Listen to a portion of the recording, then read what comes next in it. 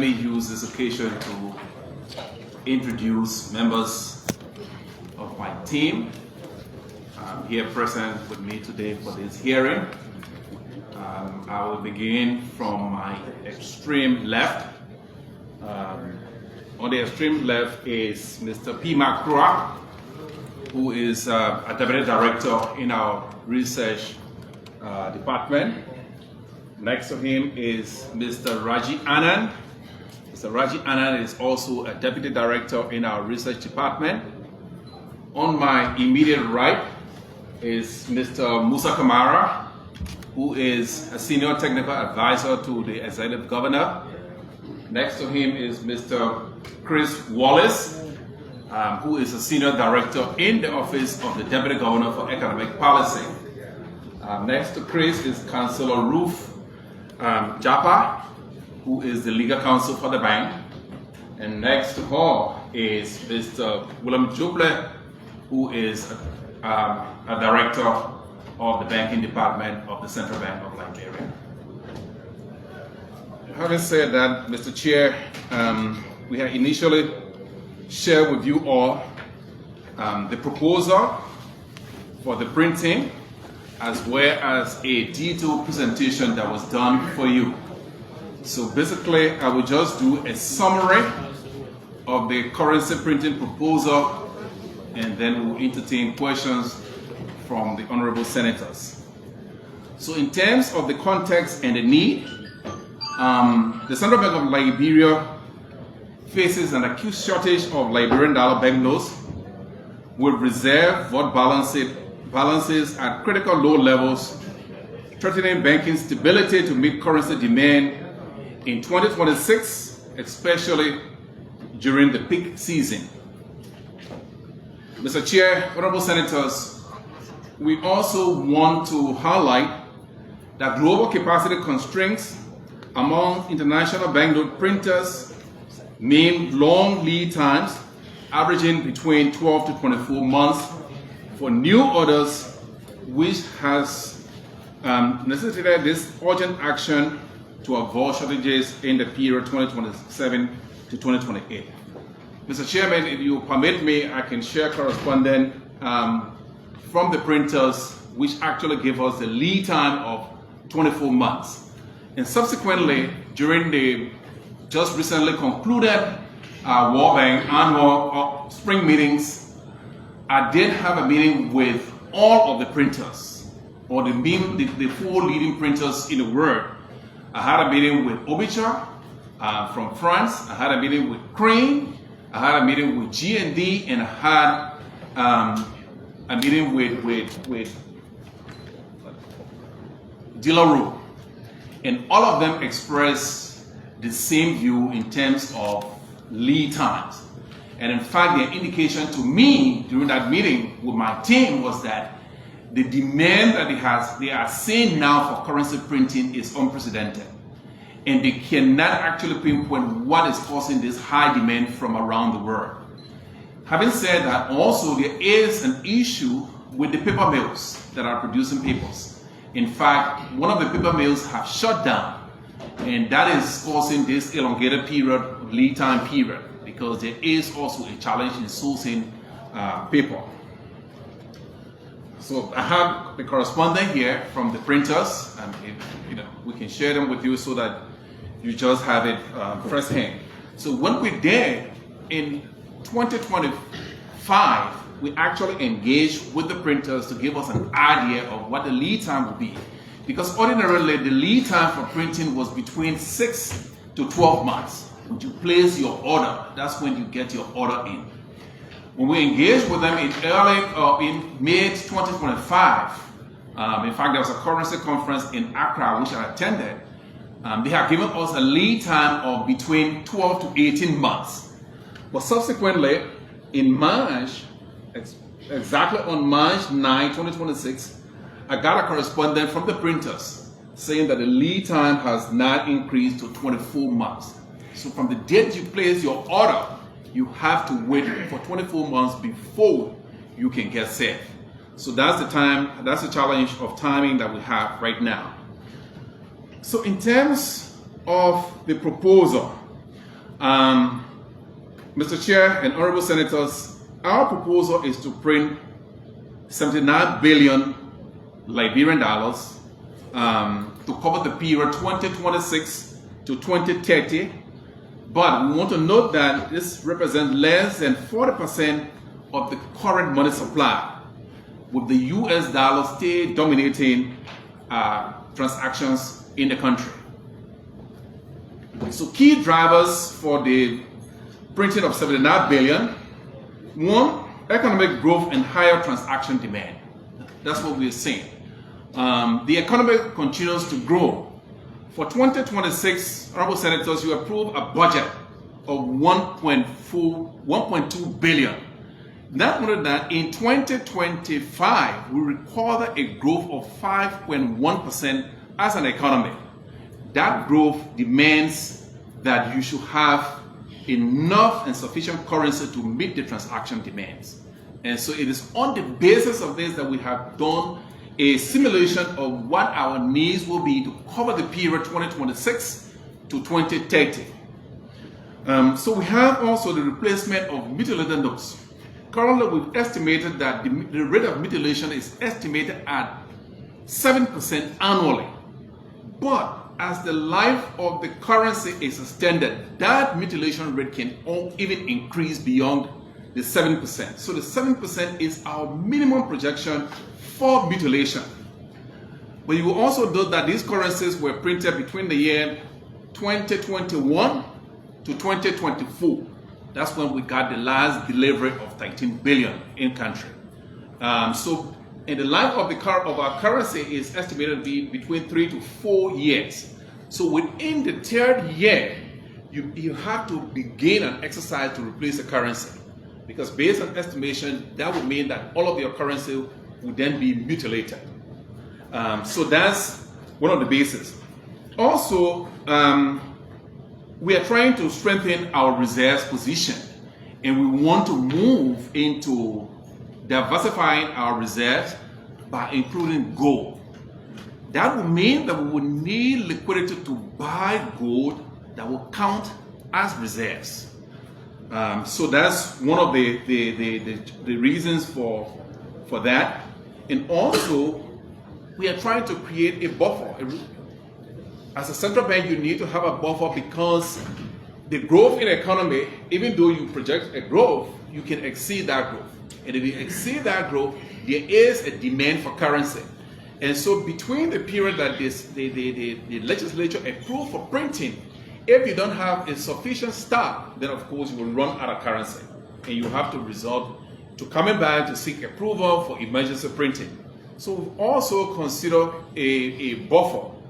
And then also the replacement of what we've accumulated already as mutilated notes. Also, the projection for the printing is also aligned with our low inflation objectives, the de-dollarization agenda of the country, and the ECOWAS single currency plans. As you are aware, Honorable Senators, ECOWAS has 2027 for the launch of the ECO, which will mean that we will have to harmonize all of our currencies within the ECOWAS region. Now, in the case of Liberia, we have a dual currency system. So for us to be able to accede to the single currency, we will have to first adopt the Liberian dollars. So which will mean full de-dollarization. Right now, Liberia is highly dollarized. So for us to join the ECOWAS single currency, we will firstly have to de-dollarize the Liberian economy, meaning we put aside all the US dollars and all of our transactions are now in Liberian dollars. And having done that, then we are able to accede to the ECOWAS single currency, the ECO. So what are our strategic and policy considerations? So printing and deliveries are targeted ahead of the electoral period. So in 2029, we do not plan to bring in currency in the country because 2029 is an election year. And then also we want to avoid the recirculation of mutilated notes in the economy, which would then place more reliance on US dollars. So if you don't have a stock of fresh notes, then of course you have so much mutilated notes, and then transactions will tilt towards the US dollar, which will defeat our purpose. Also, you don't want to undermine the public confidence in the currency of the country. And so if your notes are so mutilated and they're so bad, there is a confidence crisis in your own currency, which is the sovereignty of the country, and you don't want to undermine that public confidence, and it will then worsen dollarization in the country and weaken our net international reserves position under the IMF ECF program. So what we've done is that we have a two-pronged procurement strategy.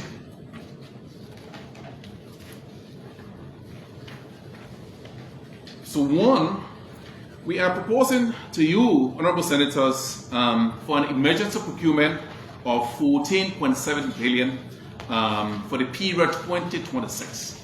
Now, we have said that we are considering gold, but obviously we cannot begin the buying of gold in 2026. Now, the IMF has set a reserve target for the Central Bank of Liberia or for the country for 2026 at 50 million, in addition to what we've been able to accumulate over the period. By end 2025, our net international reserve position is between 282 million to 284 million. That is the net. In 2025, we're able to increase our gross international reserves by 100 million. And we increase the net international reserves also. In fact, in 2025, we were able to exceed our target of 266 million by an additional 16.9 million in terms of international reserves. So the international reserves are the buffers that are really needed for every nation, so that when there are shocks, you are able to access your reserves to be able to address the shocks that your economy faces. So for the printing, the emergency printing in 2026, the 14.7 billion, based on the movements of the exchange rate that we saw back in 2024, 2025, we estimated that probably the exchange rate could be about 200. So of the 14.7 billion that is projected for 2026, 10 billion of that amount is actually intended for reserves. So the 4.7 plus what we have now is what we are projecting for meeting transaction demands in 2026. After that, we move to the competitive bidding process for the remaining 64.3 billion. And this will be an open and international competitive bidding process. And the objective of that is to ensure transparency and medium-term cost efficiency. So for the emergency procurement, we are considering a single sourcing of the printers that printed the $100 bills for us and the $500 bills. So that's what we intend for the year 2026, to go back to those two printers. Because if you go through, if we decide to go through the competitive bidding process, we will miss this window and will not be able to have the currency to meet the demand for the year 2026. So our plan is that we will send out a request for quotation from the two printers, whilst at the same time we are conducting the competitive bidding process for the remainder of the 64.3 billion. So we come to costs, the quality, cost, and design. So we've seen that the notes, the $11 notes, mutilate so fast, very, very fast, especially the ones that we have in circulation now. The notes are mutilating so fast. So what we've been considering at the central bank is to enhance the quality of the notes that we have at the central bank for the new printing. So we are considering a hybrid form of currency which have a longer lifespan. Now, senators, honorable senators, I brought you two samples here, and I can pass it around for you. So this note currently is the highest standard of banknotes in the world. This is the polymer, but the polymer is very, very expensive. But this note, the strongest person in this room, I can challenge them to tear this note. It cannot. So what we've done is that we are considering the enhanced note, which is what Ghana currently has. This is the enhanced note by Ghana. So the life of this is extended by at least another year or two. So this is where we are considering. And we have the paper note. This is the paper note. That's where Ghana is moving from to this, which is the enhanced. And this is called endurance. So that's what we are trying to move.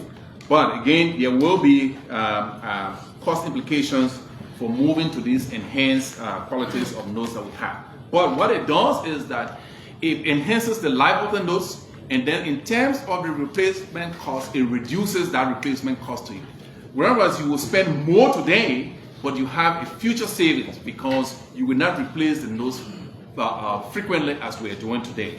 So that's what we are asking of you. In terms of the cost, we don't have a cost yet from the printers. What we've done is just an estimate from the experience we had in the past. Until we send a request for quotation to the printers, that's when we get to know what the actual cost is. Now, when I spoke to the printers, whether it was possible to give us an idea what the costing is, they would not. Before you get the costing from them, it has to be accompanied by an approval to source currency from them. And so they will not provide you the costing at this point in time until you make the request to them, supported by an approval that you are ready to go into the procurement of currency, and then they will give you the indicative rates for the printing, and you can begin the negotiation process. So that's where we are. We have projected a larger bill of 2,000, which would be the addition to the current family of Liberian banknotes that we have. We don't have a firm position yet on it. That would be, we will need to discuss that further with you because there is no design of the 2,000 bill. But the consideration is that as we go into the gold purchase program, and knowing that gold is very expensive, that's the reason why we're considering a 2,000 bill. But that is not a firm position from the central bank. It's just a proposal, and it is subject to discussions with all of you, with the executive. We agree on the design before we can procure the $2,000 bills. And that projection for the issuance of that, we projected that for 2030 because of the time that it would take to go through the design phase, discussion with all relevant authorities, and agreed on the design. We project that if we get the approval now and we begin the process, the issuance of the 2,000 bills will begin in 2030. So approvals for the printing, we've gotten the approval board resolution approving the printing. We've sought presidential approval, which has come to you for your approval. So we need the joint legislative approval under the CBL Act and in keeping with Section 23B of the CBL Act of 2020. So once we secure that approval from yourselves as a national legislature, then we'll begin the process of currency procurement. So in terms of governance engagement, we commit to you that we'll have strong oversight by the board. The board currently has two committees. We have the board audit committee and we have the board risk committee. So all of our activities will be closely monitored by the board of the central bank and regular reporting to yourselves and to the executive in terms of how we are moving along with the procurement process. So honorable senators, this will be the summary of our proposal to you for printing of additional currency for the period 2026 to 2030. We submit.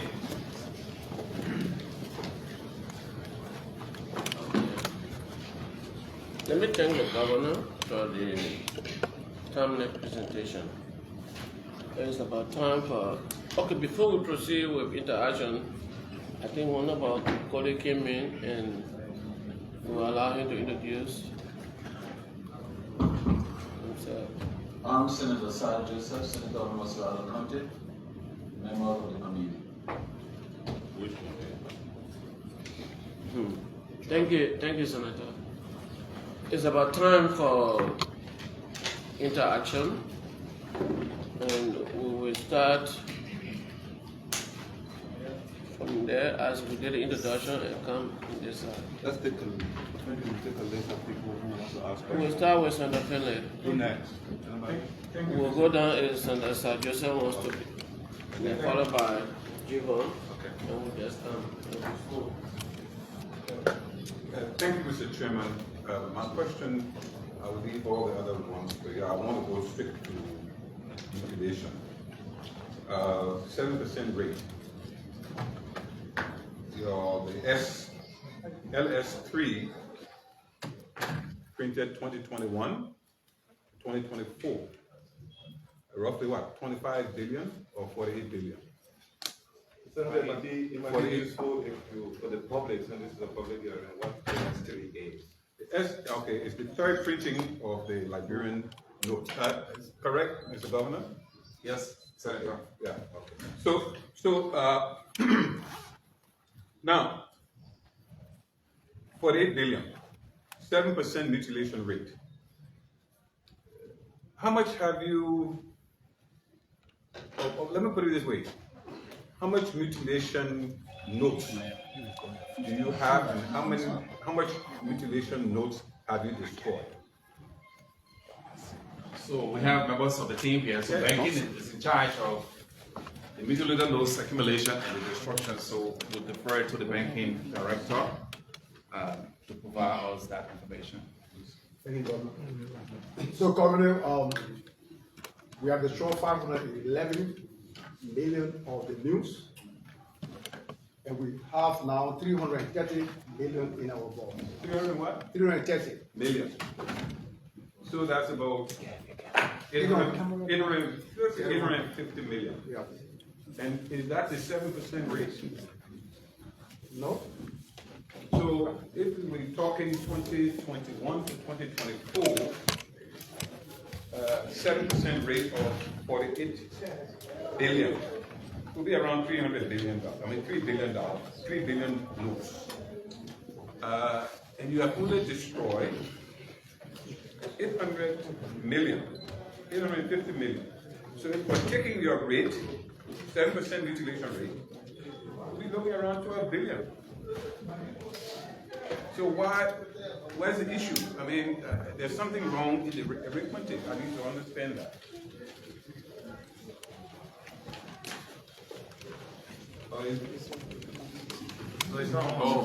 All right. So the arithmetic is not totally wrong. So we sat with the IMF because this is what we have. But what is out in the public?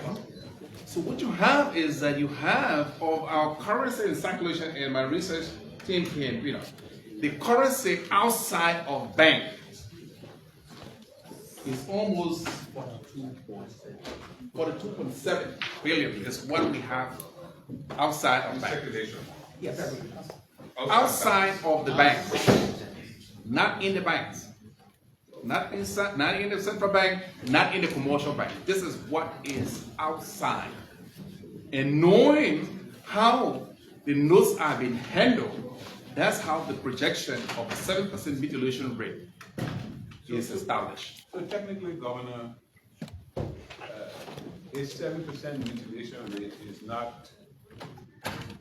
Should I be able to apply to this 79 billion that's going to be printed? Because the issue is, for me in my mind,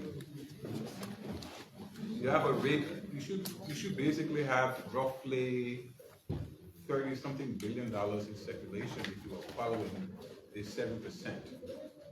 But that's not the situation now. Now I'm understanding that the bills are far better than what in your report, because the math just doesn't come together. But Mr. Chairman, I think I will stop here. I think I got a clear picture of what my question, my concerns are in terms of this. So I will yield to my colleagues. I'm sure my colleagues will want to spend some time with the other issues. Thank you, Mr. Chairman. Governor, your team, thank you. Senator Joseph. Okay. Thank you. Thank you, Mr. Chairman. You can set up your camera so I can get eye contact while I'm asking my question. During your presentation, you stated something about purchasing of gold, right? How does that connect to this printing? Please repeat that for me. Just brief. Yes. So to be able to acquire gold, you must have cash to purchase the gold. And what you do with gold is that when you purchase gold and if the gold qualifies as reserved, then it is sent for deposit at one of the international banks. For us, Do you have gold now in your reserve? no, we don't. What happened to the gold that was there? I'm not sure there has been any gold in the CBL as part of the CBL reserve. There's no gold. City that's on there. Jimmy, you should ask the question. Jimmy, no, you should ask the chairman before you ask questions. This is a new initiative, Honorable Senator. Yeah, so the central bank having any gold on behalf of the government? Not 1 ounce. So, but the bank, you are not aware of government owning any gold deposit or not deposit of gold that they have kept? Nothing like that? No, nothing. I will check it out. Another issue is that Governor,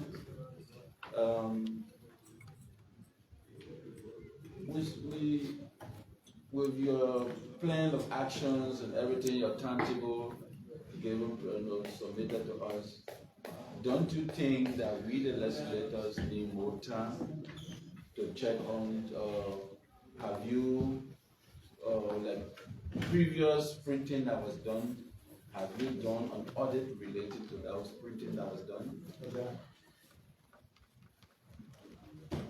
Well, so an audit, I'm not sure whether you were asking about audit of the currency reform exercise that introduced the LS3 to replace the LS1. Legislature approved some 40+ billion in the past, 48, right? We want to know of that total amount, whether you have done an audit of that amount, how much came, everything came to the country, and well, that's the audit report I'm asking. Oh, okay, all right. So, Senator, I have here, and I brought this so I can read it out in terms of what you approved, what was delivered, and how it was infused. Exactly. So, You brought it just a bit to us.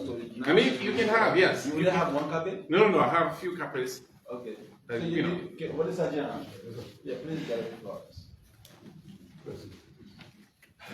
What we do is we get the copies so that Yeah, you can give it to the Secretary chairman. of the Senate Yeah. will make copies and give it to all the Yeah, senators. you can give it to chairman. Chairman will give it to, yeah, go ahead. The chairman Okay. will give it to us. So, the 54th legislature approved the printing and minting of 48.734 billion. So, in terms of notes, the legislature approved the printing of 47,064,500,000 notes.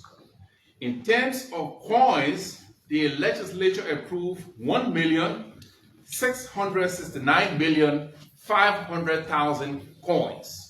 That was the approval that was given by the 54th legislature. In 2021, between 2021 and 2022, a total of 34,533,500,000 notes were delivered in country, including 462,900,000 in coins were delivered. In 2024, the remaining 12,531,000,000 in notes and 1,206,600,000 in coins were delivered. So the total delivered in 2024 was 13,737,600,000. Now, in terms of infusion, in 2021, what was infused was 1,382,100,000 was infused as at end December 2021. In 2022, the total infusion was for $12,419,101,000 in total of notes and coins.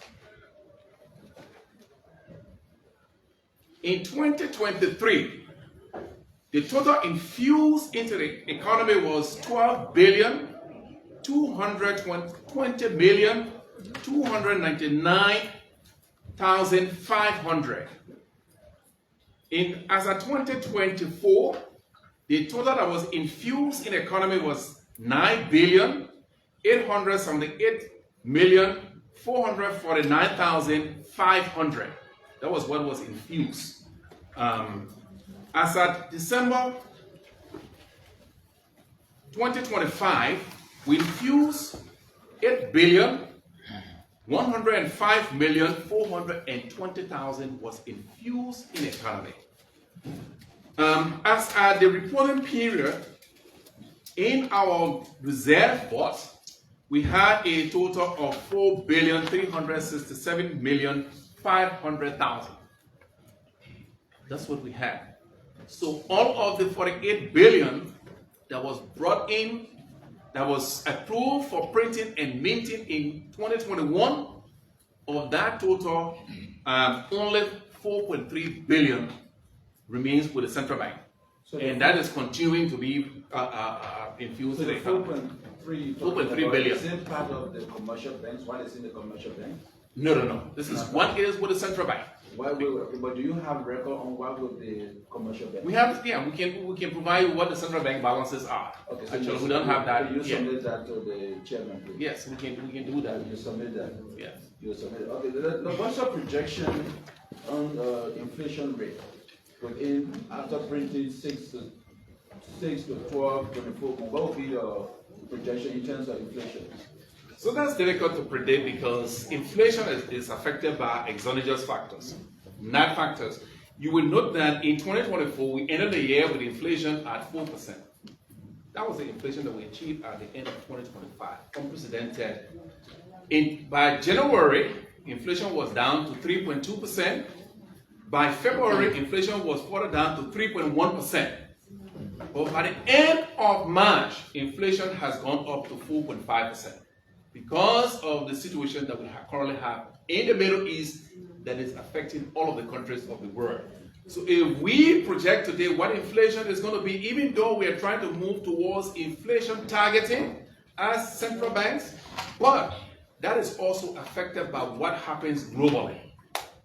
So today's projection, if we tell you the projection of inflation is, ideally we want a 5% inflation. Mr. Governor, to project the inflation rate after you have print and issue. So let me clarify this, and again, that's a misconception, Honorable Senator.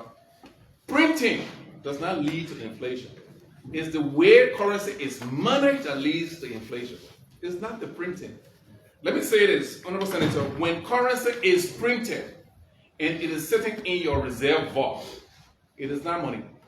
It's a piece of paper that you have. That's not money. It's just a mere piece of paper. That's how it is considered in banking. Once it is in your reserve vault, until it moves from your reserve vault to your operational vault, that's when it becomes cash. So it is not the printing that causes inflation. It's how you manage the currency that you have actually printed that leads to inflation. So that is guided by the growth of your economy and how government is also, what currency is the government's spending in. Let's go faster, we'll take note of that. Another thing is that some time ago, we approved coins. Yes. What happened to the coins? And when will you infuse those coins into the market, if necessary? If not, we said it before, can you sell those coins and that money come back to the central bank, then keeping them more than 5, 7, 8 years into the central bank? Honorable Senator, the coins are actually being infused In fact, recently, just on the eve of my departure from the country for the spring meetings, we had a meeting with all of the commercial banks. They've now been given strict directives. So what hampered the circulation of the coins was that when the coins were minted, there was no plan in terms of how we infuse them. First, there was no consideration in terms of whether if you pay out the coins can be brought back for deposit. So we gave out the coins to the commercial banks. People wanted, the citizens were coming in to deposit the coins, and the banks were saying no. Why? The banks did not have coin sorting machines. So what did we do? We moved early on, that was late last year, to procure currency sorting machines for the commercial banks. We made a donation of 1 each to the commercial banks. That still did not address the situation of circulation, because if you give 1 currency sorting machine to a commercial bank, it sits only at their head offices. And they have branches that are spread around the country. So what we've done recently, we made an additional donation of 2 currency machines each, totaling 9 or 3 currency machines or to each of the commercial banks, or coin sorting machines to each of the commercial banks. We are now moving as a central bank. Even today, I just spoke with the deputy governor in terms of where we're going, because there's also the issue of repackaging the coins if they come back. So what we are doing, because of the cost, when we try to do a survey of what the coins packaging machine will cost, is costing, one of them is costing about $30,000 US. We decided as a central bank that we cannot put that burden on the commercial banks. So we are going to procure the coins packaging machines, and we'll have them in country. So as citizens deposit coins at the various banks, the banks can come in to the central bank and will be able to package it for them. Now, the central bank will not be accepting the coins for deposit from the commercial banks. The coins are actually supposed to stay out and circulate in the economy. So once they are released from the central bank vault, they go to the commercial banks, they don't come back. When you bring them in for repackaging, we are trying to work as hard as possible so that if you come in this morning, by the evening you will have all of your coins back to you as a commercial bank. We will not take them for deposit. Go fast now, probably have to come into. So another thing, Governor, have your team explained to you how they destroy the mutilated notes? Yeah, so we have actually, have they described the situation to you, how it looked like, how they happened? Yeah, so now we have the custom machines that actually does the destruction of the mutilated notes. So they are actually destroyed in-house. The machines are there, I've seen the machines myself, unlike before. Okay, so let me just tell you, your team have been causing chaos in Benton. That's the capital city of Montserrat County. How can you carry money in front of the people, poor people, and you say you're burning it? The last time, people were jumping into the fire, collecting the money from there, and then at the end of the day, they have to put the money back into the truck to come back. You understand? I don't think it's a good system. No. Yeah. So now the destruction happens in-house. I think the county have to sue you people for that. Oh. Yeah. So Anyway, I'm just kidding on that. Yeah. But have you said you don't have the amount yet to know the cost of the printing of the 70-some billion, right? Yes, we can give you the accurate cost at this point in time. We cannot give it to you until can you advise this legislature that before approval we should go on until you give us that amount to know, because we can't just add, we need to know what we're putting ourselves into. That's what I said. When you go to the printers and ask them for the cost, they will tell you that that request needs to be accompanied by an approval that you are going into procurement. I just told you that I had a meeting with 4 of the printers. So you want us to approve but not knowing the amount you will spend? Well, that's part of the central bank operations, actually. But what we can say to you is that there will be full accountability, there will be full transparency to this honorable legislature in terms of what the cost will be to bring the legislature, we can't just approve not knowing what we're going to spend the sources of that income. So what we've done is that we made some projections in terms of the history we had, but we cannot give you accurate. Because again, the pricing, for the aid that was printed, how much was used? how much was spent to print Yeah, that? to print it.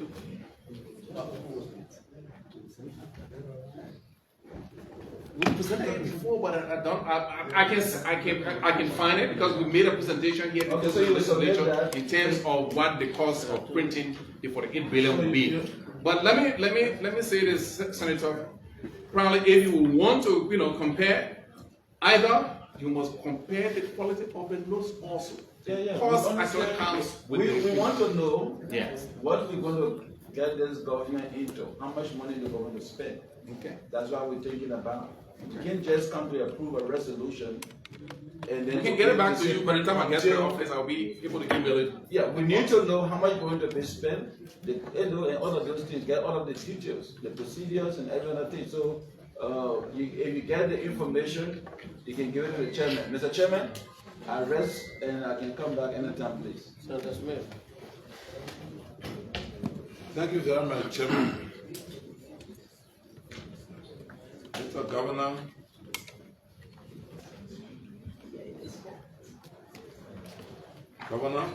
Yes, sir. let me start with where my distinguished colleagues from So, Australia- Senator, just 1 minute. Yeah. So, the proposal, Senator Joseph, the proposal we sent you, if you have it page 17, actually has the cost estimate there. Cost estimated for what?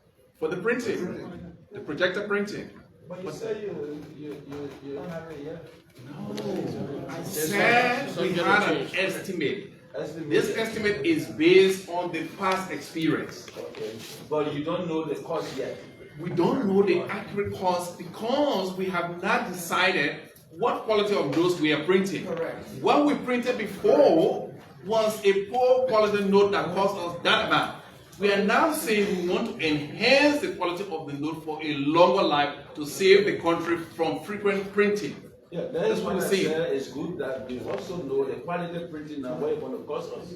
So we need that information. But I can't get it until they have the approval because when you're going to request the cost, you have to tell them exactly what has your legislature approved. So we don't commit ourselves to That means that we're not printing anything. Okay, Chair. I know, we'll leave that with the decision after the hearing. Senator Smith. let me come back to this issue. The currency printers all over the world, they are part of the global community. They're always talking about competitive bidding. Are you saying that the printing community, they don't encourage competitive bidding? That's exactly what we are proposing to you, Honorable Senator. We're going to do a competitive bidding. The way you get pricing is that when you put out the RFQ, they will come in and bid and will tell you what the cost is based on how much you're printing, what denominations you are printing, what quality that you are printing, then they give you a cost. Then you will get it from multiple printers. You do an evaluation and select what is most cost effective for you. No, my understanding of your answer is that you cannot give me or give you a cost unless you give me the commitment that you will do business with. No. They're saying they want to see an approval for your procurement process. At this point in time, we just ask them, give me a costing. They will ask, where's the approval for procurement? That's what I'm saying. Okay, I was just speaking there on, but before you got to the central bank,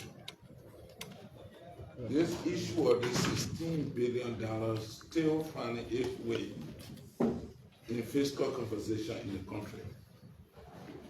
When you took over, what you gathered about it, or Senator Smith. you just started where Senator Smith. you met the bank and now Order, Mr. Smith.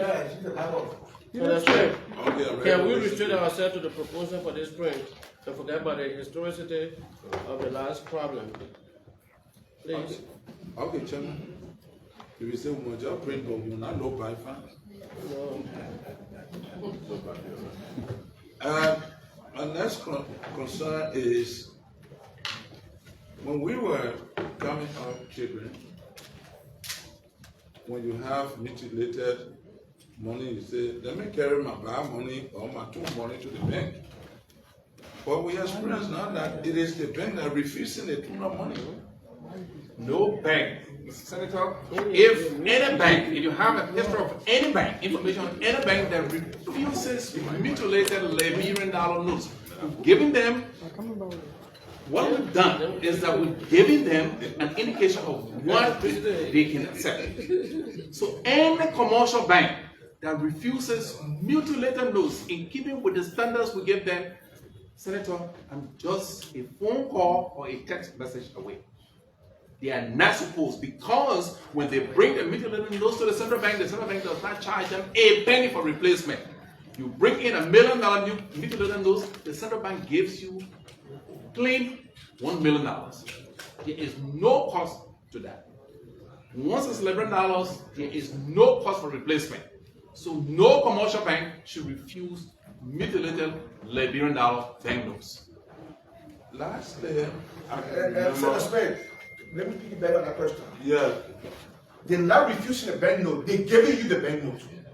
What do you do about that? Because it's still used. So you should It's mutilated. Liberian dollar banknotes. Yes, mutilated Liberian dollar yes, banknotes, yes. you should not accept it because you're Yes. supposed to bring it to the central bank to exchange They at can no issue cost to the notes. them. At no cost to them. Go ahead, Gino. yeah, And you know, and that's part of the problem, and that's what we're saying, that there is a lot of mutilated notes outside there, you know, and the estimation that we're making of those have been in circulation. That's how we're able to sit down with the experts, and we derive at the 7% mutilation note or rate in the economy of the notes. lastly from my end, we have the US dollars. I don't know how many Liberian dollars we get on the market. The reason you will not be able to get that full amount at any given point in time is that people take notes out of the country as souvenirs. Houses get burned, notes are burned in those houses. So you will never be able to recover the 100% of what you injected into your economy. It's never possible, nowhere in the world. So if you put in $50 million today and you want to recover that $50 million, it's not possible. Because some people have taken it away as souvenirs, some have gotten destroyed in fire. I mean, there are many ways that the notes get destroyed. Senator Duncan. Thank you, Governor. Just a few questions, just for my clarity. Am I working now? Okay. Hello? I don't think so. Still having problems. By listening to you, I just wanted some clarity. Is it true to what the Honorable Monserrato stated that in most recent time there were the destruction of banknotes outside the premises of the central bank? Are you aware of that? No, so since I took over as the central bank, there has been no destruction outside of the central bank, and probably banking can give us an idea of when last that destruction outside of the central bank ever happened. Yes, so in hello. So in 2022, the first we started destruction in 2020. And the destruction in 2020 was done in-house, testing a destruction machine that the central bank had in-house. And after that destruction, the machine broke down and we're having stock part of mutilated banknotes while we're preparing to print new banknotes.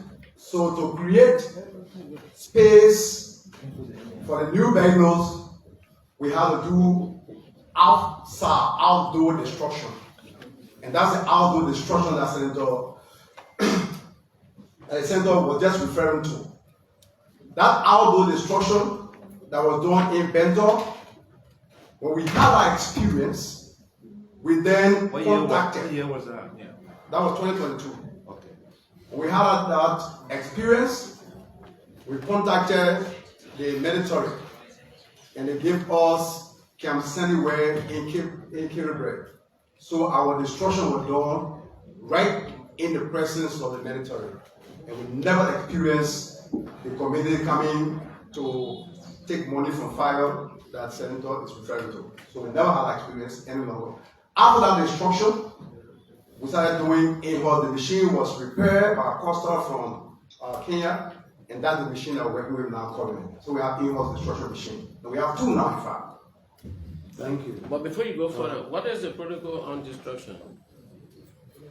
So for destruction, we will always have our internal auditor, the risk management team, external auditors, the police, and the military. So they must be present before any destruction takes place. In-house? Outside, even in-house. So you're talking about the protocol in-house using the machine. Yeah, so the first thing that happens in-house, once we have the accumulation of billable banknotes, we have to seek approval. So we were seeking just approval from the executive management team, but now the board got involved. So all my approval now go to the board. Once the board approve, then we contact all of the relevant departments and our external auditor before the destruction takes place.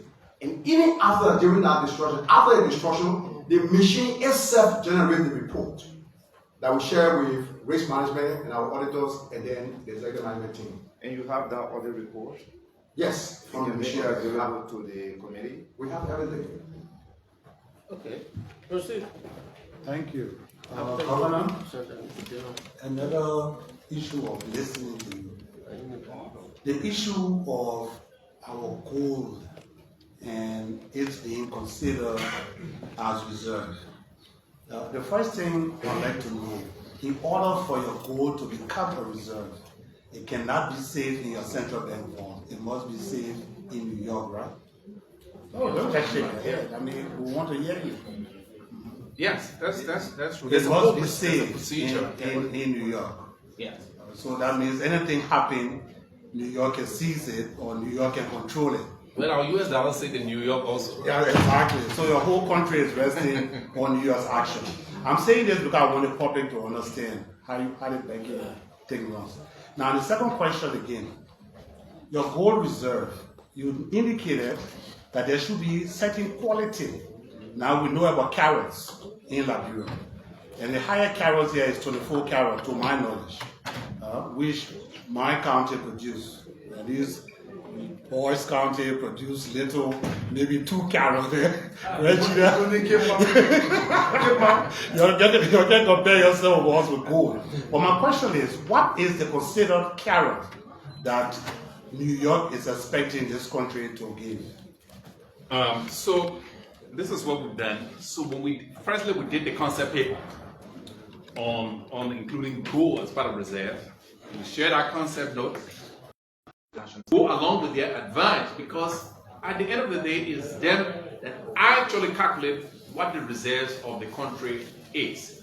So they're going to take us through the procedure in terms of how we can acquire gold and what gold will be counted as reserve. So it's not carat or ounces at that point in time. You know, they will be for the ears of the Liberian people. You are saying that regardless of what gold we get, yes, those boys will never consider it based on what you think, but based on their regulations, on their rules. It's not that they would not consider, but what I'm saying is that in fact, so for let's forget about the gold. Well, let's think on the gold. Let's forget about the gold first, because when you deal with international finance, there are regulations.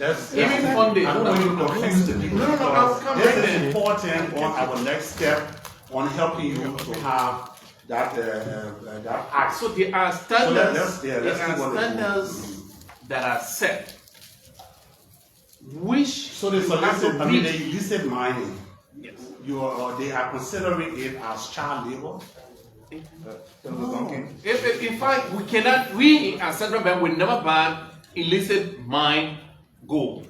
We will not. It has to be standard, and that's what we Expecting you to come back within that period of 2026 to 2030 to ask for additional printing. So the country has not agreed a de-dollarization roadmap yet on when to de-dollarize, because like I said, de-dollarization is not an event, it's a process.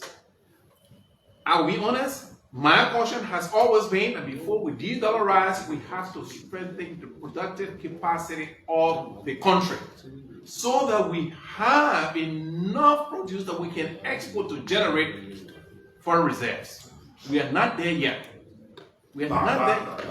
By getting the gold? It's not just the gold.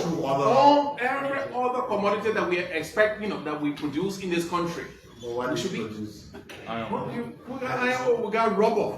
We have to be able to produce efficiently. Iron ore not for you. What are you telling me? Well, so that's when we came to you before with another proposal that we thought that we could have implemented really, really fast. With the gold? No, that was the export proceeds repatriation regime. And we went through every layer. We got approval from the IMF. In terms of how we propose it, the IMF finally approved. They were resistant to it. We had several rounds of discussion and finally they approved. But when we finally sent it to our Justice Ministry, the Attorney General, to opine on it, to give us the legal basis for going there, we now have a legal opinion that says you need to revisit your Investment Act of 2010. So we have to work with the Justice Ministry. It has to come back to you as a legislator again before we can begin on that process. So we've had to hold on to it, and we are in discussion with the Justice Ministry to help us so that it has to come back to you as lawmakers. There are a lot of my colleagues. I will leave you and let them handle this. Yeah, they're too much. Thank you. You boys, you're holding on down. Sorry, darling. They just create all kinds of avenues to keep African poor. No, your time reached here because you start talking here. Now what they do, what they are doing, with all your effort, it will never be materialized, but it will always find holes for you not to be independent. Thank you, Mr. Chair and colleagues.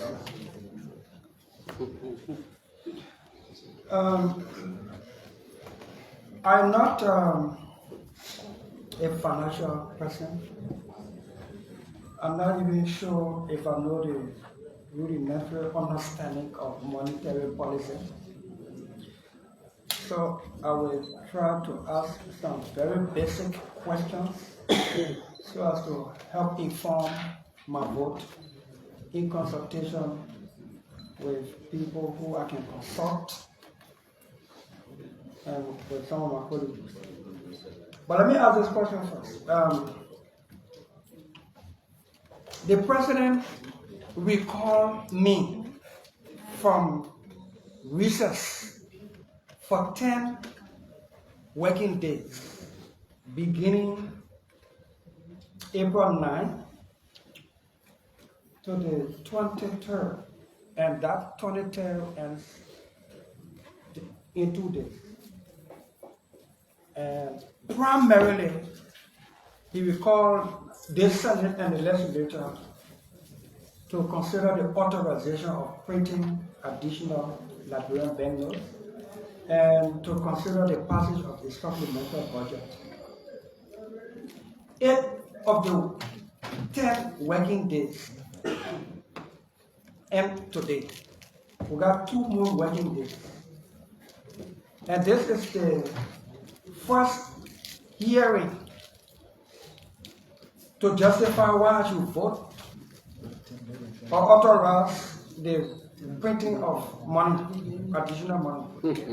So I have today, tomorrow, and day after tomorrow. You think it's sufficient of time? Question.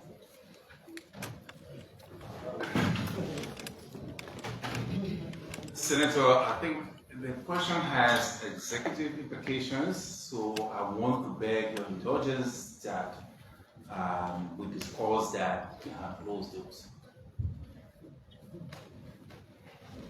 Most time when we go behind closed doors, the perception is that the institutional character gets soiled.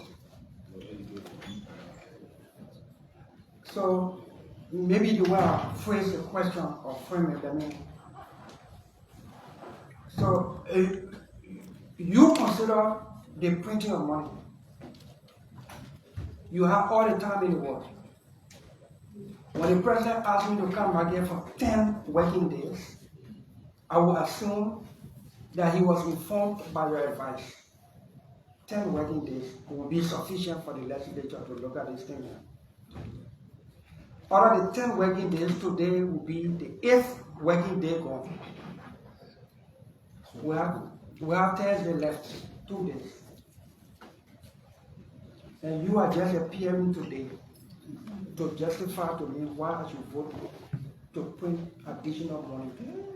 Do you believe there's 2 days left is sufficient for me to make that decision? Again, Senator, that question has executive implications. We submitted a proposal to the legislature, or to the president, to come to you.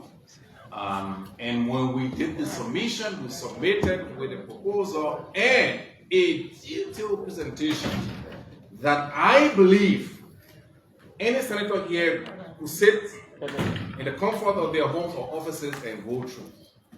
Now, in terms of whether these remaining days are sufficient, that's what I said. I plead that we have that discussion behind closed doors. I'll make a start answer. I understand that these documents were submitted. I was on break. Chairman. I was out of the country.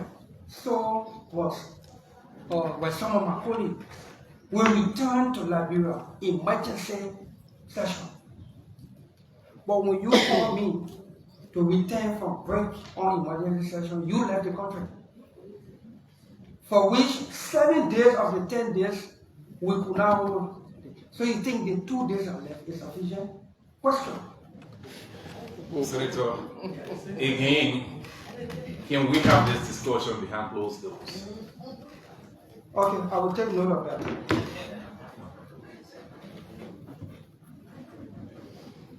Mr. Governor and your team, can you confirm? Let me lay a premise before I ask another question. Sometimes the questioner is not asking the question because he doesn't understand. And sometimes it's also to educate the questioner. Like me now, I'm the questioner. But sometimes this question during this public hearing is to also help educate, inform the public. So I hope you understand the reason for some of these questions. Like the one I'm about to ask. Can you confirm or deny the accounting of $48.7 billion printed, authorized, printed, brought in the country under the previous government? Question. Can I confirm the accounting? Yes. In terms of accounting, from the records that I just presented to you, the infusion report from when it was printed to how much was printed, of course, that shows exactly what we have. And these amounts at December 31st were confirmed by external auditors. Is your answer yes or no? Yes. We'll move on. So out of 48.7 billion, what is the ratio or the percentage of mutilation? We already, I think we know, we spoke of the data already. We said we have estimated that the rate of mutilation is 7% annually. Based on experience with the quality of notes that we have, that's how we were able to estimate. So again, it is not cast in stone, it is an estimation. Okay, I got that. That means we have less than 48 billion currently. Yes. That means if I authorize the printing of 79 billion, it will be in addition to what is less of the mutilated that have been destroyed. Yes. Correct. And what is destroyed outside that we don't have any idea about. Again, like I said, if today this legislature authorizes the central bank to replace the 48 billion, the LS3, we will never get 48 billion back. It's never possible. I got that. My question is, if I authorize the printing of 79 billion as you are requesting, it will be in addition to what you can account for. Yes, but knowing that destruction will continue to occur. Yes. So the answer is yes, but I have to qualify it. I got that. Because I don't want you to ask 79 to 48. No. So that is why I ask the ratio or the percentage of mutilated that have been destroyed. That means it is less 48. Yes. So if I authorize the printing of 79 billion dollars, it will be in addition to the current billion. The net, yes, the net. Right? That, yes, the Okay. net. I just want to, and for a bit of clarity, we are not printing new currency. No.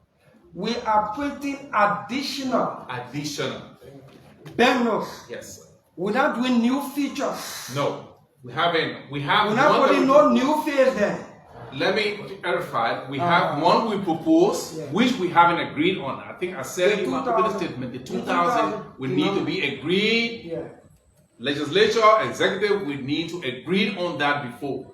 As of now, we're focusing on the family of banknotes we have, the LS3. So the family of banknotes that we have now, when we print 79 billion, there will be no new face there, especially if we don't authorize the 2000 denomination. Exactly, Senator. But we enhance. The enhancement is just a quality, it's the same features. Yes, the same just feature. Quality, yes. Okay. Nothing will change. So, yeah. So much for the experience. I heard you talking about quality.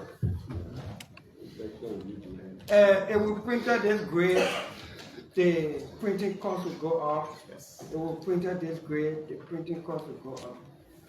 So, from your own professional expertise, what grade do you propose? I will propose the enhanced quality.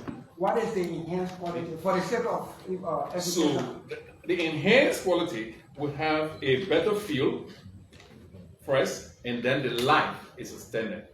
It will be beyond what we are currently estimating. How long does it last as compared to the quality we have now? This could add, from the printer's perspective, it could add at least 1 to 2 years to the life of it. So if we go to the higher quality, how long will it take?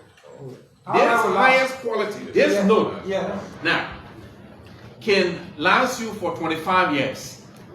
This is polymer. Have you done performance estimate to determine how much it will cost to print that quality that can last for 25 years? So again, we clarify that we asked. In fact, the printers are the ones that gave me these samples, but they will not give me the cost yet. So you ask, you have to put in a request to them, but that request must be accompanied by an approval to begin your procurement process.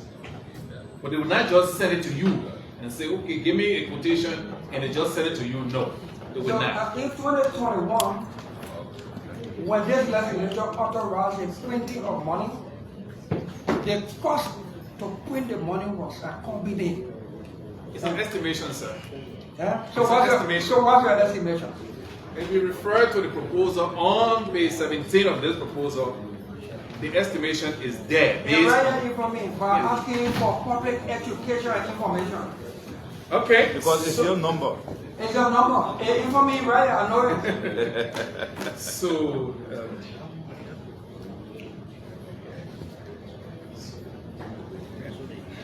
the 14.7 billion.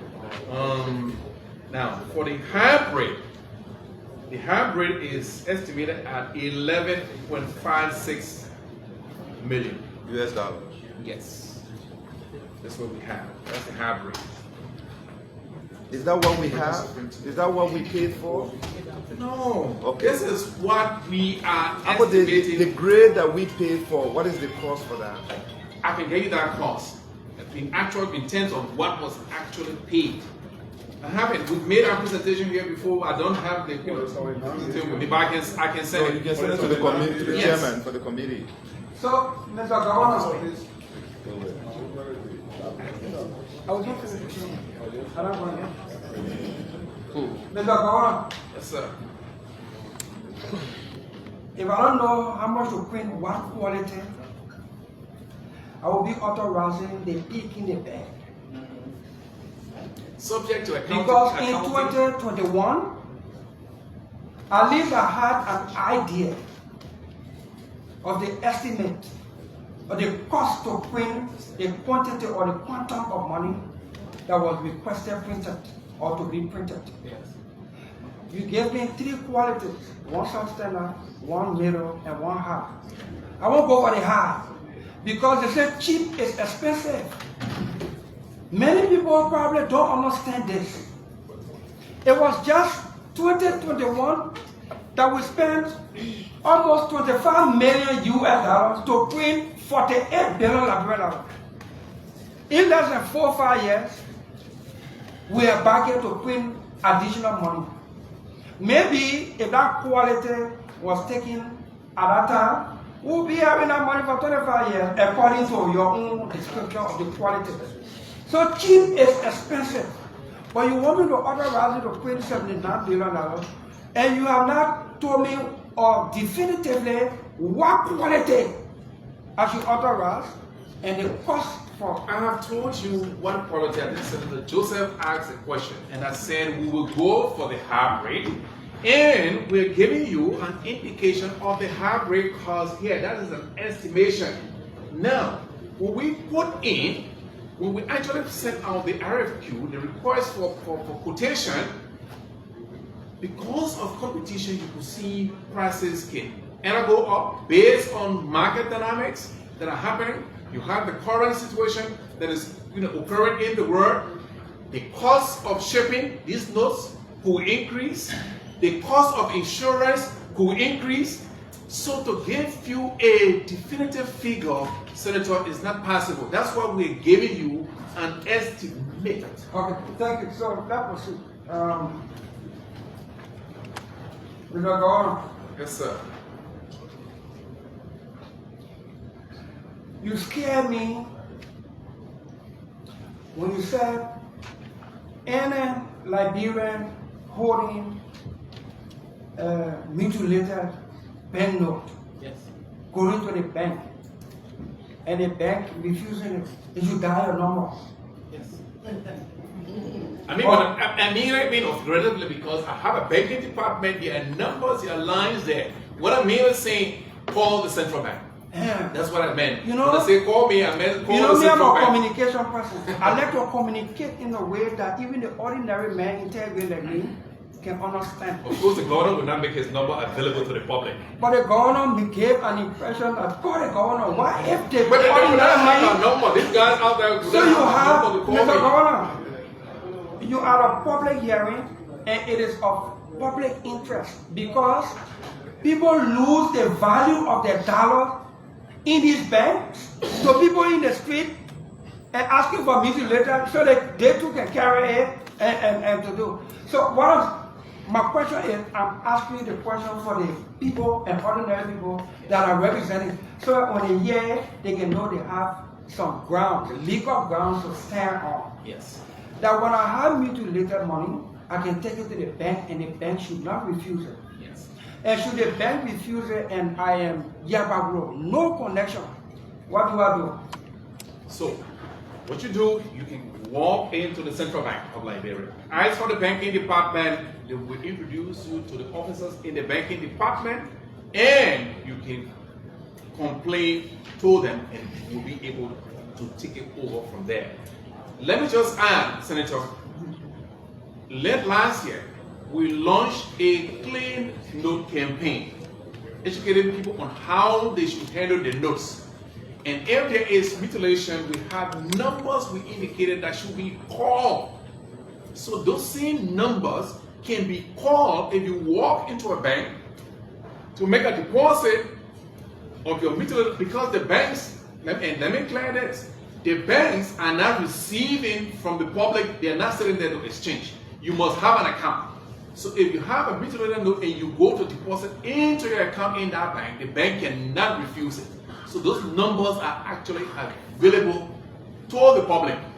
We've moved further. In fact, just before we left here, the coins campaign we were just launching. We've just done, we are going to print binders, and I just asked the communications team to include a number for the Liberian National Police also. Mr. Governor, have you had any complaint of any bank or financial institution refusing or devaluing? No, I haven't had any The bank as an institution? No, I haven't had any complaint. Of any commercial bank? No. So it is not wrong if a commercial bank should not refuse mutilated money? No, it is wrong. I'm coming, sir. Then it's also not wrong for the bank to issue mutilated money. No, why? It's wrong. That I have not had a complaint doesn't make it right for them. No, my point is, if the bank, it is not wrong for the bank, if it is wrong for the bank not to refuse mutilated money. It is wrong for the bank to refuse mutilated notes. Because when they bring it to the central bank replaces it immediately. So is it also wrong for the commercial bank to issue mutilated money? It is wrong for commercial banks to issue mutilated notes. So I have the right. Are not supposed to be in circulation. So I have the right to refuse mutilated money. Absolutely. Issued by the commercial bank. Absolutely. But the commercial bank has no right to refuse mutilated money. Yes, because the central bank exchange it for them. Replaces it for them. I want to clarify so when I go talk to my people, they can know that they have some guarantees and protections under the law. Yes. Lastly, for today, lastly. Do we have one printing house in the world? No, there are several. Why are you choosing one?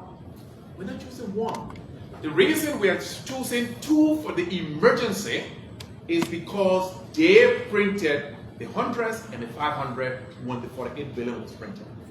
That's the only reason why we are going to them. I said for the remainder we'll go through a competitive bidding process. And the only reason for single sourcing to these two is because of the time that we have now to December to get the notes in country. And even with that, we are not even sure that we can get them by end of the year. Because the longer we wait, the longer the time runs out for us. They will not have it here by December. We'll run out of currency. That's what you have. Because the government is continuing to make payments to everyone, and then we have to provide the currency. Just before I left, I had to approve to move 250 million from our reserve fund to the operational bar. Okay. And finally,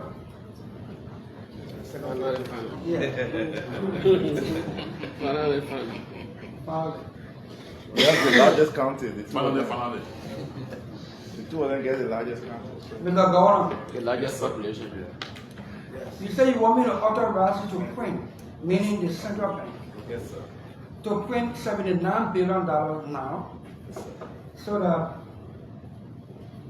2029 election politics won't interfere with authority to print. Yes, to print, not even to print, but to get delivered. Even if the notes are printed before 2029, they cannot be delivered in 2029. And what if the Congress needs money? Well, then I have to come to you to seek a special dispensation So from the you. resolution that we will sign, and if I will sign it, probably there will be condition precedent. Yes. Clearly expressed. Mr. Chairman, and you. Senator Brown, quickly. Sorry, sir. Senator Brown. Sorry, even man, I can speak English. Thank you, Mr. Chairman. Don't worry about my English. Senator Brown. Mr. Governor, Yes, sir. I would like to ask a question Senator Dillon previously asked this question, well, I would like to ask it in a different form. I'm asking this question simply because I listened to you emphasizing the emergency need for this authorization, given the lead time for printing and so forth. In fact, it's emphasized on page 15 of your proposal, under 4.4, emergency printing requirements. My question is, when did you become aware that the president was recording or had recorded the legislature for this purpose? When did I become aware that the president was recording the legislature or had recalled the legislature? And one of the reasons for the recall was for the printing, for authorizing the printing of this currency or this money. When did you become aware? Maybe Senator that would come right. So I became aware of the Senate being, or the legislature being recalled on April 9th. The 9th, on the eve of my departure for the spring meetings. So it means you got the information before you traveled? Yes. On the eve of the 9th, I got the information that you were being recalled. Now, I did not have the full information of what the timing was, but that the president was recalling the legislature to address some national issues. The specific issue in what timing he was giving you, I'm not privy to that, and I wasn't privy to that information. Okay. I ask this question because, as I said, you keep emphasizing the emergency nature. So let's go back to the emergency nature, Senator Brown. No, let's go. And I feel that if this was my emergency need for the CBL, I feel that we should have prioritized it. But let's move forward. The previous printing, we authorized, the legislature authorized for the 8.7 billion.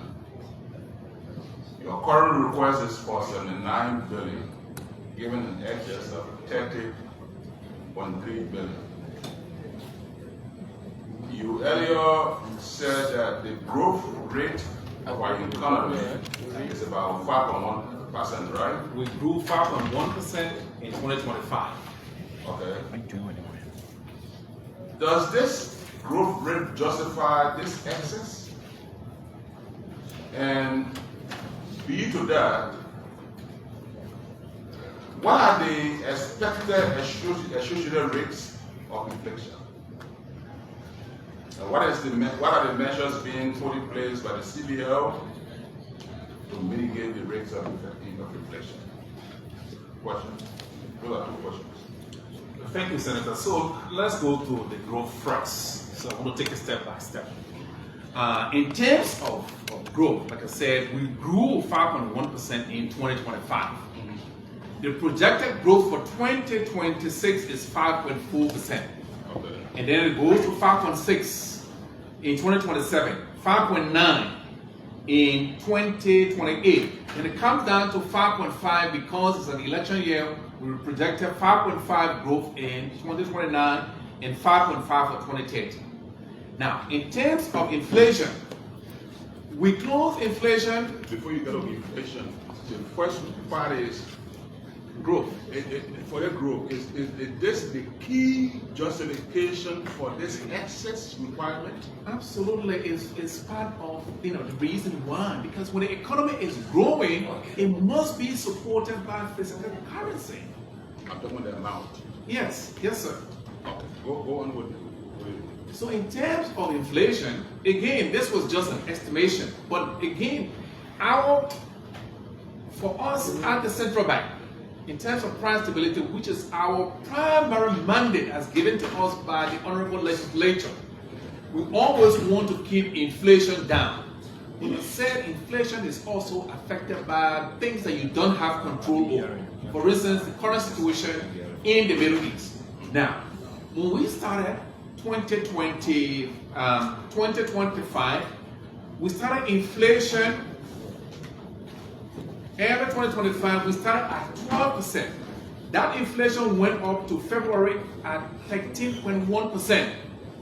And then the central bank had to begin to take action in collaboration with our fiscal colleagues. So we were able to end inflation at 4% for the year 2025. Now, from what we have seen in the past, from previous years, no matter how low you close inflation, by the beginning of the year, inflation starts to rise again. This year, 2026, was the one year that we saw inflation trending downwards. Now, that trend has so suddenly changed.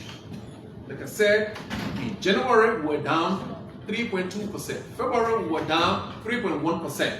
March, inflation is up to 4.5%. We don't have control over that situation. But again, to your question, and I try to clarify that also, it is not the printing of currency that leads to inflation. Yeah, but you're going to put it in the system. Yes. Okay. It's when you put it in the system and the system begins to overheat and you don't have mechanism in place. Now, as a central bank, the question is, what tools do you have when inflation begins to rise? What tools do you have? We currently, what we have as tools at the central bank, the CBL bills. We have the CBL bills that we're using as a policy instrument. We also have the reserve requirement that we are using as a policy instrument.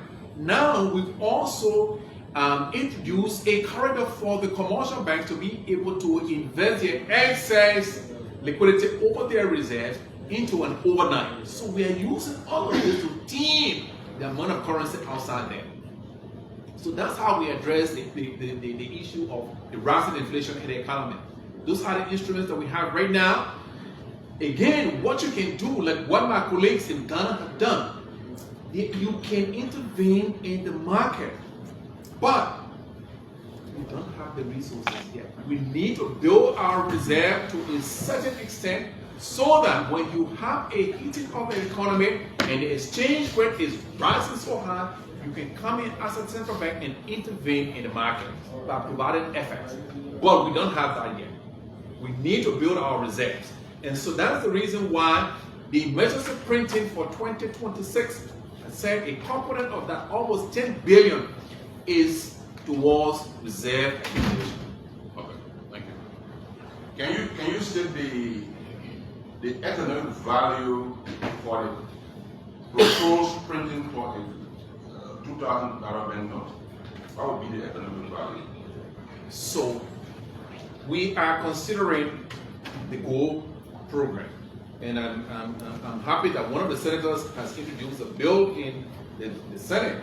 Hopefully that passes. Whilst we are working with the IMF and our partners to agree the framework for the buying of gold. Because gold is so expensive, if you have a lower denomination and you go to buy 1 ounce of gold, as we see in the process of gold today, and you convert that to Liberian dollars, you'll be carrying some sacks. And so that is the consideration for introducing the higher denomination. But like I said, that is subject to your agreement with the executive in terms of whether we go ahead with the introduction of the 2000 bill. So that is the reason. On the acceptability of the proposed bills, have you benefited by reading the end of the proposed bill for gold in the Senate or in the legislature to see whether it meets or exceed the minimum you would demand out of the legislation? Have you read it? No, I don't have access yet to the bill. I just saw a news story that one of the senators had introduced a bill. I don't have access to the bill. Thank you, Mr. Chairman. My last another segment will be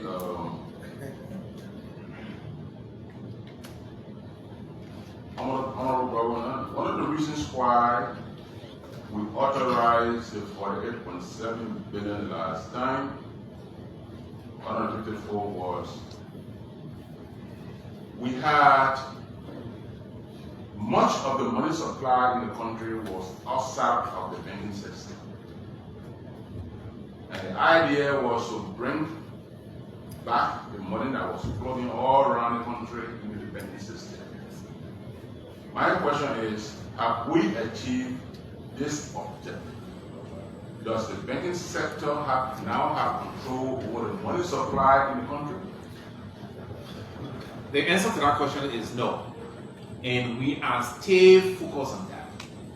The informal Liberian economy is so huge.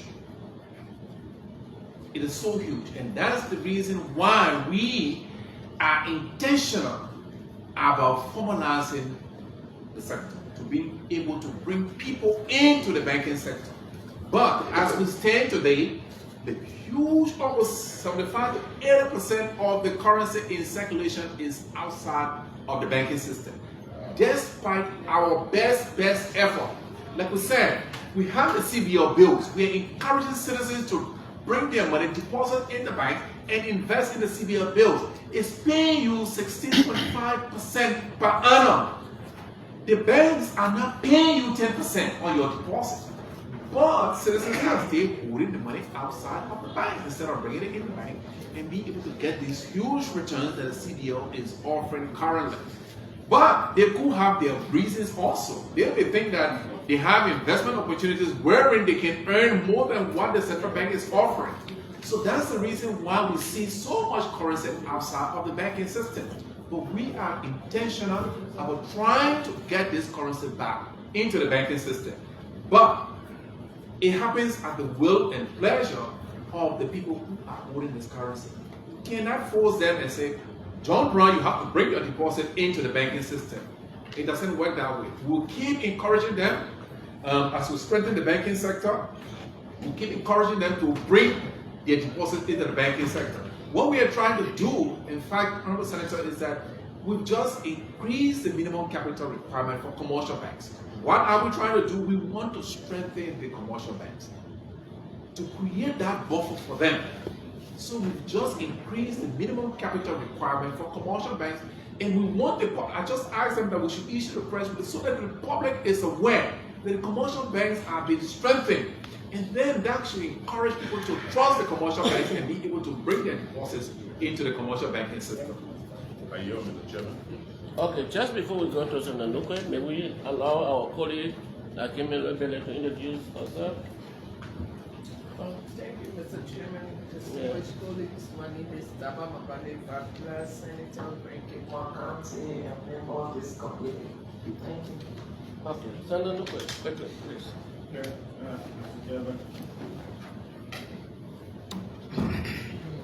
Thank you. Mr. Governor, I'd like to know, firstly, what is driving the printing of 79 billion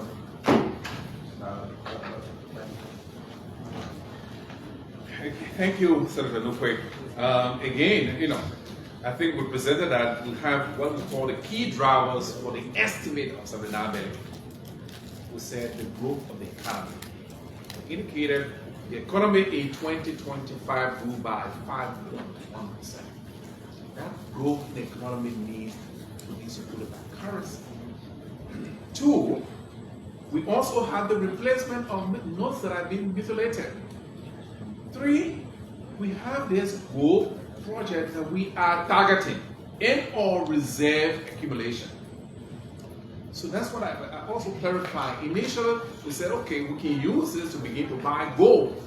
But because the buying of gold is still far drawn out because we have to put all the mechanisms in place, the IMF, under the ECF program that we have, for this year, we have a target of 50 billion. How do the central bank raise FX? We purchase from the government. So, do you think it's a good idea to print money to buy gold? It is good because if you watch every country that bought gold yesterday, and let me just say, if this country had bought gold about 5 years ago, with the increase in the price of gold today, you have made huge margins. So it's always it's a good idea because the value of gold keeps increasing. So That's what we've seen. If you print money to buy gold, it means that you're going to be infusing a huge amount of money in the economy. Don't you think that would lead to inflation? That's what we have central bank instruments to be able to mop up. I just explained that. That when inflation is raising its ugly head, there are instruments. In fact, I'm having an MPC meeting on the 27th, next week, Monday. I'm having an MPC meeting to review developments in the international economy, the world economy, and in Liberia, and we'll have to make some decisions.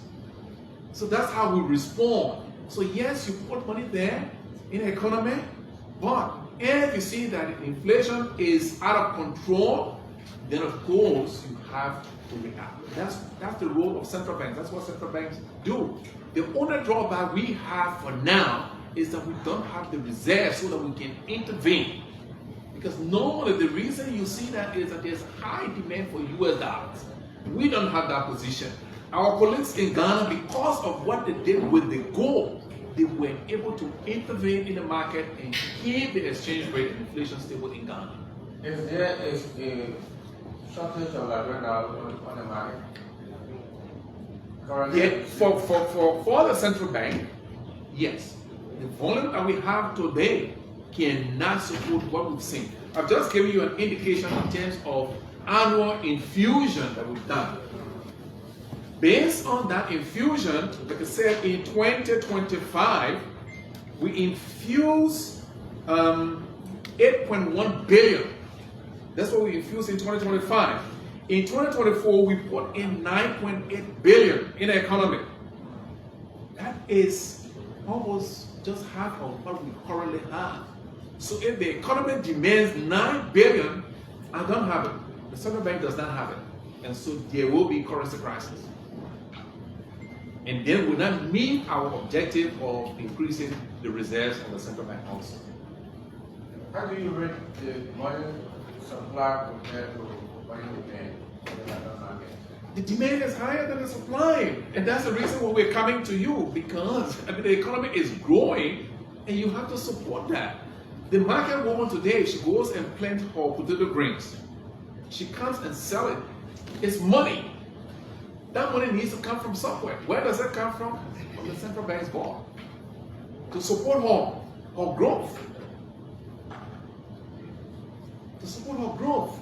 So as the economy is expanding, you need to support it. And that's what I started by saying. Meeting with these printers, the printers are telling us, because if you look at the world, the growth, in 2025, the entire world, the growth trajectory was positive. So there is a huge demand from all countries of the world for printing of currencies. And that's the reason why this lead time is expanding like this. So if your economy is growing and you can support it, you'll have crisis. Other than that, we defer to digital payments.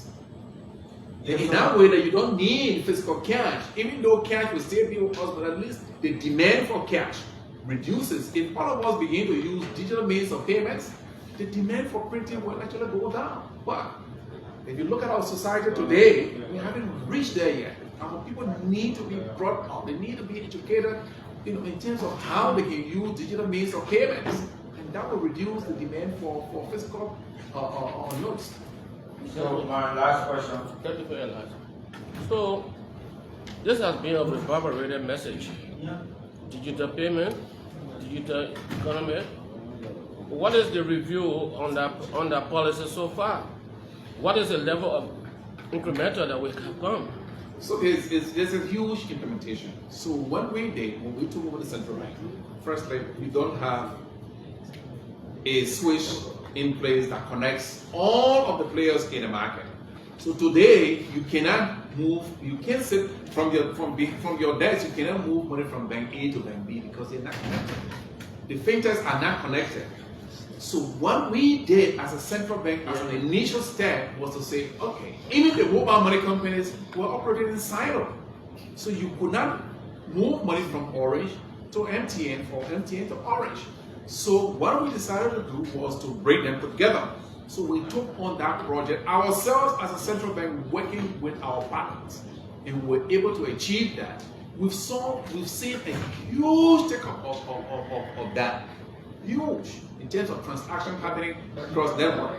Now we are moving to get a switch in place. When you get the switch in place, then you connect all of the players. All of the banks are connected. All of the fintech companies are connected. Then of course, because then you can easily move money from EcoBank to the UBA to GT Bank very easily. Today, you cannot, except you issue a check and it goes and get deposited. We cannot do it, it's not instant.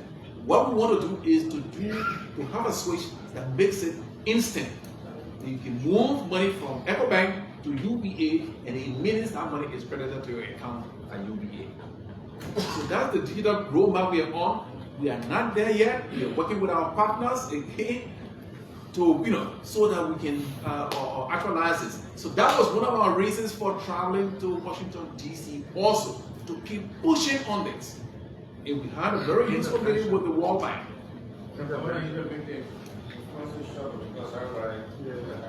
So my last question, intervention. You commented and said we're not there yet. Is Not the switch deployed yet. No, not the switch, but the issue of this digital currency thing you talked about. You say that Liberians are not there yet. No, what I'm saying. So the question, yes, the question I'm asking you, is it our inability to get there? So what is it that why so this is what is happening. When we launched this, we had a campaign that people would begin to use mobile money for daily transactions. We invited the marketers, the Yana boys, the motorcycle riders, the taxi drivers, the bus drivers. What we were aiming to achieve was that if I rode a taxi and I have mobile money, I can pay the taxi driver by mobile money. People are still demanding cash. Even when you send someone mobile money, what do? They go to cash out. So there's still a demand on cash. Even though people tell you, send me money, you send them mobile money, they go straight to cash out. That's not our intention. That's not what we want. We want people to stay within the ecosystem. So you pay for your potato greens, you go to the market with money, you pay her by mobile money. You ride a motorcycle, you pay by mobile money. And he accepts it. We try to educate the population that it is safer. Would there be space for them on letter? So my last question. We have a campaign that is going on. What we did, we contracted the cultural ambassador to help us to go around the country. So we have this program that is going around the country. We're trying to educate the people to bring them up to speed, but it is still slow, Senator. Yes, so Mr. Governor, my last question. I require, at one point in time, we had two different vendors on the Liberian market. And I see the reoccurrence of the same scenario where you want to bring enhanced vendors, which is different from the one we have. So meaning that we want to have two different textures of the same money. Yes. Do you think that is a good idea? That is a very good idea. Because gradually, the poor quality one will get mutilated and you not have the enhanced quality. Everything, the only thing that will change will be the texture. That's all. All of the features will remain the same. So, are you saying that this is an attempt for us to transition entirely from the other notes we have to enhance them? To high quality notes, yes. Obviously, that's where we go. Because that gives you longer time, and the printing, you don't have to be printing every now and then. Like the senator said, you're spending so much money on printing. So what's the time frame could we have for that lifespan? The lifespan of the enhanced, these notes. It says additional 1 year. It's just 1 year, 2 years. So it can give you at least 5 years before you replace. This is what Ghana has done now. Yes. The way Ghana went again. What's the time frame for that transition? So first thing, you have to give us approval first. That's the first thing first. Our approval will be based on the holistic plan that you're going to present to us. It's not going to be a good thing for us to have two different textures of the same money on the market as we had two different families of banknotes before. Every economy that has moved from a poor quality note to an enhanced note has always had. Ghana, I just show you, This is the $20 bill. If you go to Ghana today, What time frame do you have for that transition? so the proposal to use today is that between 2026 to 2030. That's what we have. That's the time frame. So you mean that between 2026 to 2030, you're not going to come here for additional money to be printed? We don't intend to, except within circumstances. That means that the economy has grown so much and the demand for currency has increased beyond the stock that the central bank has. But of course, because, Senator, you will get the complaint. If citizens begin to go to banks and they cannot get cash out of the banks and the central bank doesn't have it in its vault, you, Senator, you will send for me. Okay, thank you, Mr. Bawala. Senator Duffo. Senator Duffo. Thank you. Oh, they are close to you. You can't draw one of them. Can you please me? I wait for. We're very close to you. Oh, Yeah, distinguished senators. I listened to the governor explain a lot. They explained with the numbers, the calculation, to see where we're going. And honestly, I would say, the first thing I look at the numbers, and I think the number jarring in terms of what we will have. My greater fear that I have is based on the calculation with less than 7 billion, less than 7 billion, understand that's in the reserve for 4.3. okay, I would say less than 7 billion in currency. Less than 7 billion currency. About 4 billion in the with the proposal saying that by this year, the demand will be around 5, this year or next year, the demand for bank loan will be around 5 billion, maybe nothing will be left in the bank. And I think it's scary, and we have to be fair to ourselves that first we justify the need to have bank loan printed. That's the first thing. The amount to be printed is another thing. But first we have to justify that. We have bank loan printed. I would just be concerned first that the governor justify this to me. Yes or no, or explain it. With 79 billion, are you printing, requesting authorization to print 79 billion because you want to get a profit?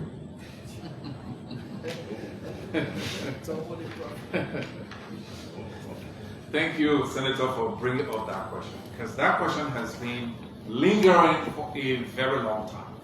And I think there is a total misconception about seigniorage.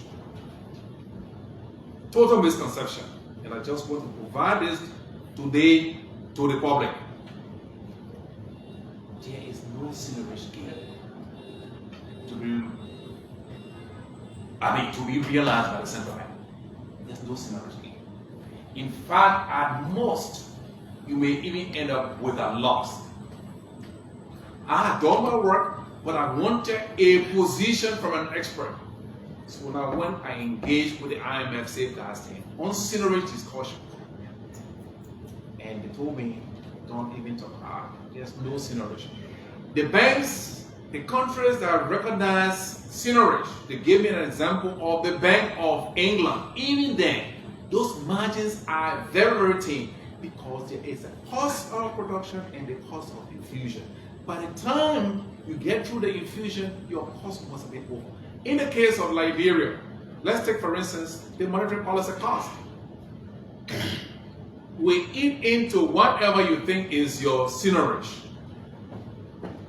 So there is no seigniorage gain, and it is not even encouraged The IMF, the international organization, will not even encourage you to do it because their position is that in this context, and then in our case it's even worse because Ghana tried it before. It did not work.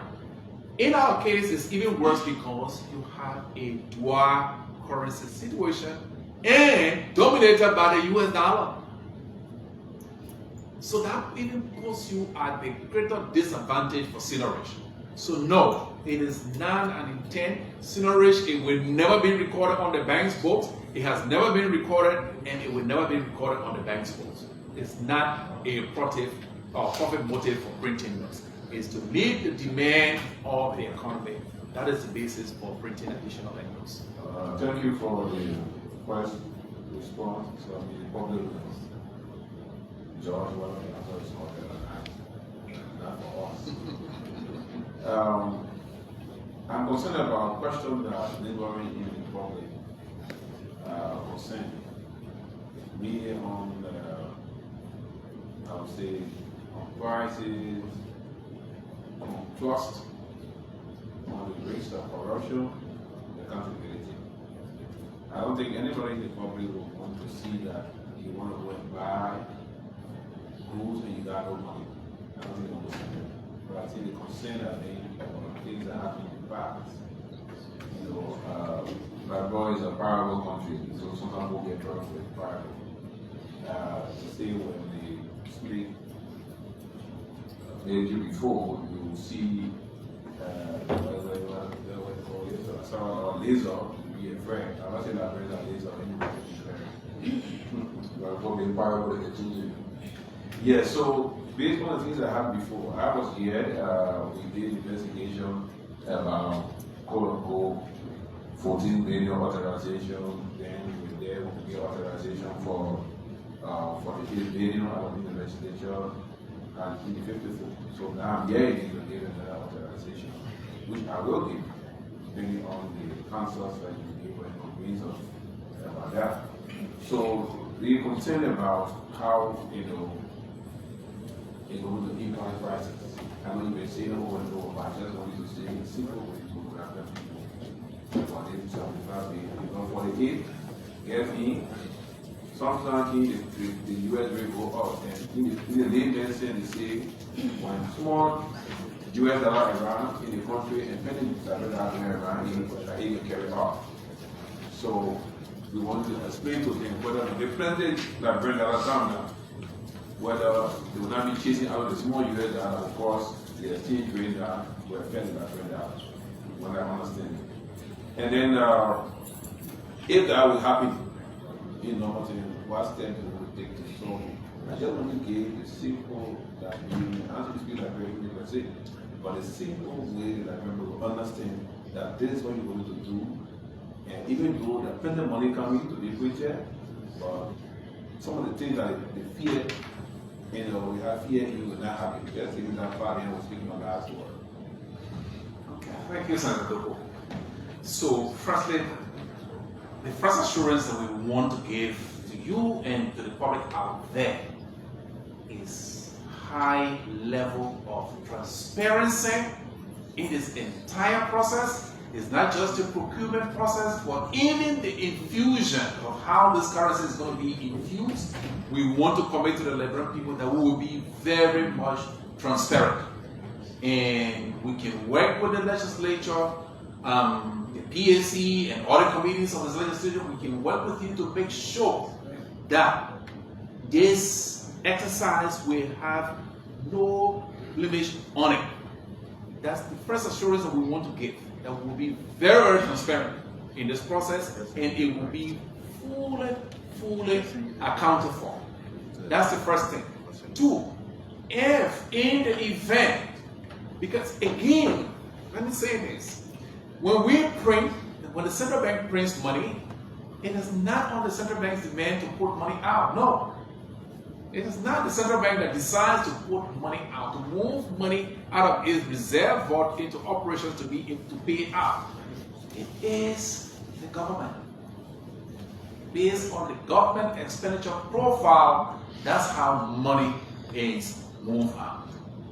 So as the economy grows, the government expenditure profile also increases. When it increases, then there's a higher demand for currency, and that's how, because we are the fiscal agent for government, we keep their money.